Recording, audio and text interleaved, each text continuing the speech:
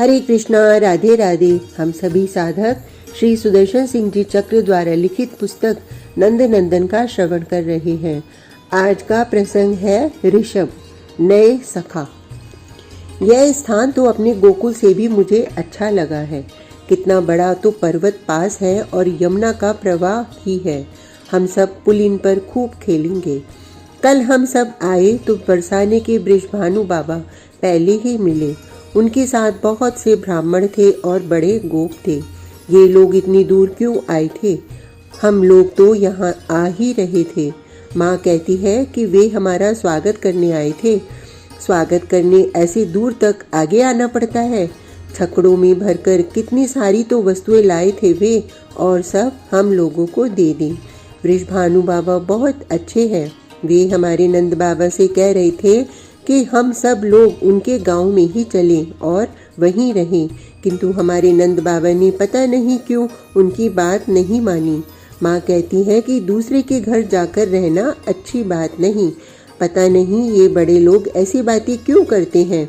मुझे और मेरे सखा श्याम को भी तो सब गोपों के घर जाना अच्छा लगता है। सब तो हमको बुलाते हैं, खिलाते हैं। शाम को तो बृषभानु बाबा ने आते ही गोद में उठा लिया था। वह मुझसे बहुत छोटा भी तो है। गोद में तो छोटे बच्चे ही लिए जाते हैं। दाऊ दादा कहाँ किसी की गोद में चढ़ता है। कन्हई तो उनके भी श्रमश्रुओं को करों से छूने लगा था। मेरे बाबा कहते हैं किसी के श्रमश्रु नहीं छूना चाहिए, किंतु कन्हू बहुत चपल है, वह किसी की नहीं मानता। बृषभानु बाबा के साथ उनके दोनों कुमार आए थे। हमारे दाऊ दादा के समान ही दोनों गोरे हैं। दोनों दाऊ दादा के समान ही नीली कचनी बांधे थे। मैया ने दोनों को बुलाया समीप। भला कोई मैया से भी संकोच करता है? दोनों तो मैया से भी संकोच करते थे। संकोच तो मुझे भी लगा था जब मुझे बृषभानु बाबा ने समीप बुलाया और खिलौने देने लगे। वे तो हम सबको वस्त्र, आभूषण, खिलौने देने को आए थे, किंतु हमारे कन्हू को किसी से संकोच नहीं लगता। वह सबके समीप छट चला जाता है और कुछ भी कहने लगता है। वह तो पता नहीं बृषभानु बाबा से क्या क्या कहता रहा था। कन्हू हाथ पकड़कर बरसाने के दोनों कुमारों को मैया के समीप खींच लाया। मैया ने दोनों को हम सबके साथ कलेऊ कराया। कन्हई को किसी भी बालक को मित्र बनाने में कितनी देर लगती है। मुझे भी ये दोनों सखा बहुत अच्छे लगे। बड़ा श्रीदाम मुझसे तो छोटा ही है और सुबल तो उससे भी छोटा।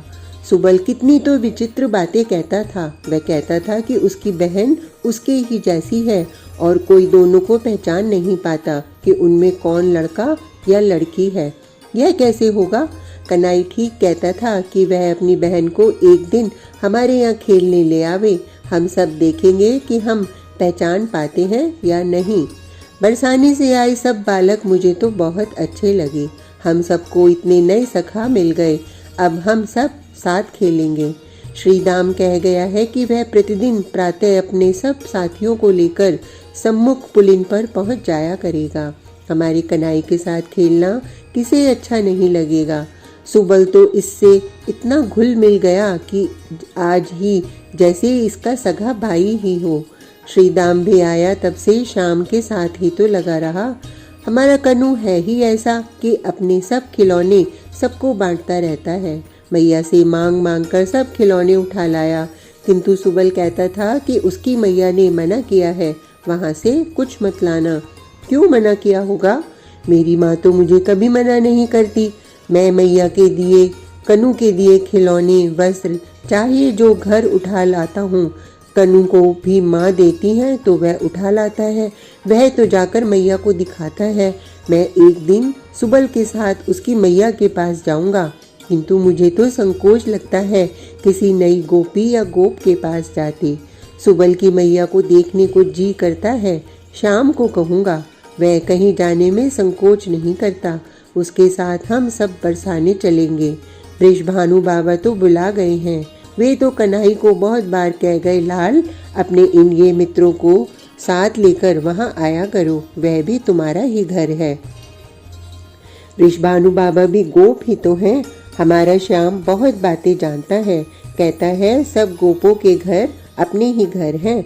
गोकुल में कोई गोपी मुझे तो अपने घर में आने पर मना नहीं करती थी। सब तो माखन देकर कहती थी, लाला रे अपने शाम को साथ ले आया कर। गोपियाँ विचित्र हैं, कन्हई को बुलाती हैं और आता है तो इससे कलह करने लगती हैं। श्री दाम कहता है कि उसके यहाँ कोई गोपी कलह करना जानती ही नहीं, सब बहुत अच्छी होंगी। वहाँ कन्हई उद्यमी तो है, वहाँ जाकर कोई उधम करेगा तो क्या वे चुप बनी रहेंगी। मधुमंगल दाऊ दादा से 2 वर्ष बड़ा क्या है, बड़े गोपों से भी बात करने लगता है। वह वृषभानु बाबा के समीप गया तो बाबा ने दोनों हाथ जोड़कर उसे प्रणाम किया। ब्राह्मण है इसलिए बड़े गोप भी प्रणाम तो उसे करते ही हैं। बाबा ने उससे कहा, आप हमारे पुर में पधारो और अपने पदों से हमारा घर भी पवित्र करो। यह मधुमंगल कैसे पवित्र करेगा? माँ तो कहती है कि गायों के खुर पूंछ पवित्र होते हैं, बछड़ों के भी खुर पवित्र होते हैं। वे जहाँ पड़ते हैं वहाँ धरती पवित्र होती है। पवित्र कैसे होती है? क्या होता है पवित्र? पता नहीं, परंतु मधुमंगल तो गाय या बछड़ा नहीं है। मधुमंगल ने तो बाबा से कहा, मैं तो ब्राह्मण हूँ, ऐसे कैसे आऊँगा आपके यहाँ? मेरे सखा की आप सगाई कर दो अपनी कन्या से, तो मैं उसके विवाह में साथ आऊँगा और बहुत सी दक्षिणा लूँगा। ऐसी बात भी कोई कहता है? शाम तो भाग गया मैया के समीप लज्जित होकर, किंतु सब बड़े गोप हंसने लगे थे। वृषभानु बाबा मधुमंगल पर बिगड़े नहीं। वे तो कहने लगे, आप ब्राह्मण हैं, अतः आप ही यह काम करा दें, मैं आपको इसमें भी बहुत सी दक्षिणा दूंगा। मधुमंगल ब्राह्मण है, इसी से कोई उसे डांटता नहीं। यह तो हंसता हंसाता बोला, मैं आपका पुरोहित नहीं बनूंगा, आप अपने पुरोहित से प्रार्थना करो, मैं अपने सखा के साथ वहां आऊंगा। मधुमंगल वृषभानु बाबा का पुरोहित बन जाता तो इसका क्या बिगड़ा जाता था? श्रीदाम या सुबल के साथ चला जाता, वहां अपनी कन्हई की सगाई होती तो आनंद कितना आता।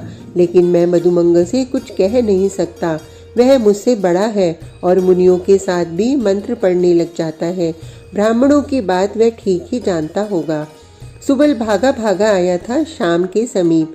मैं भी उसके साथ आया, यह देखने कि यह क्या कहता है कन्हई से। मुझे लगा कि मधुमंगल की बात से यह रूठ न गया हो। पहले ही दिन तो इतने अच्छे सखा यहाँ आकर मिले, ये रूठ जाएं, यह अच्छी बात तो नहीं। सुबल रूठता तो मैं उसे बतलाने आया था कि उसके बाबा को क्रोध नहीं आया है।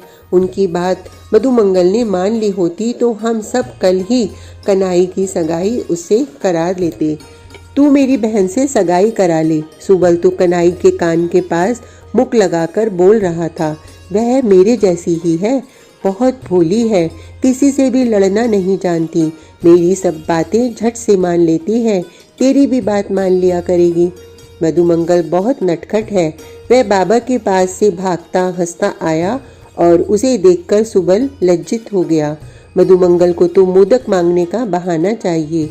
वह अब इसी सगाई के नाम पर मोदक मांगने मैया के पास जाता होगा, किंतु यह मैया से सीधे मोदक क्यों नहीं मांगता? मैया तो किसी को भी कभी मना नहीं करती। बड़े लोगों को खेलना नहीं आता, केवल नंदन चाचा कभी कभी हम सबके साथ खेलने आ जाते हैं, किंतु वे मल्ल चाचा हैं। हम सबको भी उठना बैठना और पता नहीं क्या क्या सिखलाने लगते हैं। दूसरे बड़े गोप तो मिलेंगे भी तो जाकर कहीं बैठ जाएंगे और केवल बातें करेंगे। इन लोगों को खेलना क्यों नहीं आता? हम सबको नए सखा मिले हैं। कन्हई सबको लेकर पुलिन पर आ गया, किंतु मैं देख आया हूँ कि वृषभानु बाबा और उनके साथ के सब गोप हमारे उपनंद ताऊ आदि के साथ उस भारी मौली श्री तरु के नीचे बैठ गए हैं और बातें करने लगे हैं। अच्छा ही है, ये बड़े लोग परस्पर बातें नहीं करेंगे तो अवश्य आकर हम बालकों के खेलने में बाधा डालेंगे। अच्छा, सुबल और भद्र की यह शाम के साथी की जोड़ी तो बहुत अच्छी है। कन्हई ने सुबल के कंधे पर वाम भुजा और भद्र के कंधे पर दाहिनी भुजा धर ली। ये तीनों परस्पर सिर सटाए हंस रहे हैं। मैं दाऊ दादा के समीप रहूंगा, नहीं तो ये तीनों मिलकर मुझे चिढ़ाएंगे। कन्हई वैसे ही नटखट है, भद्र भी इसी का साथ देता है। सुबल और मिल गया इसे, लेकिन श्रीदाम भी आ रहा है। मुझे ये सब बूढ़ा दादा ही तो कहेंगे। माँ कहती है कि किसी के कहने से कोई बूढ़ा नहीं होता। मुझे तो अपने उपनंद ताऊ के श्वेत श्मश्रु बहुत अच्छे लगते हैं। मेरे भी श्मश्रु मूछे आ जाएं तो मैं कन्हई को चढ़ाऊंगा। वृषभानु बाबा क्यों पुकारते आ रहे हैं श्री दाम को? ये हम सबको अपने यहाँ चलने को कहते थे, ये क्यों नहीं रह जाते? इनको भी अपनी गाय देखनी होंगी, किंतु श्री दाम सुबल को क्यों यही नहीं रहने देते? कन्हई इनसे कहे तो क्या रहने देंगे? ब्रजराज बाबा ने श्री दाम सुबल दोनों को गोद में उठा लिया। वृषभानु बाबा श्याम भद्र को अंक में लेकर हंसने लगे हैं, किंतु कन्हई की बात तो इन्होंने नहीं मानी। श्री दाम सुबल प्रतिदिन खेलने आ जाया करेंगे, यह तो इतना ही आश्वासन देते हैं। अब ये बड़े हैं, इनकी बात तो माननी पड़ेगी। आज का प्रसंग इतना ही। कल तक के लिए हरे कृष्णा, राधे राधे।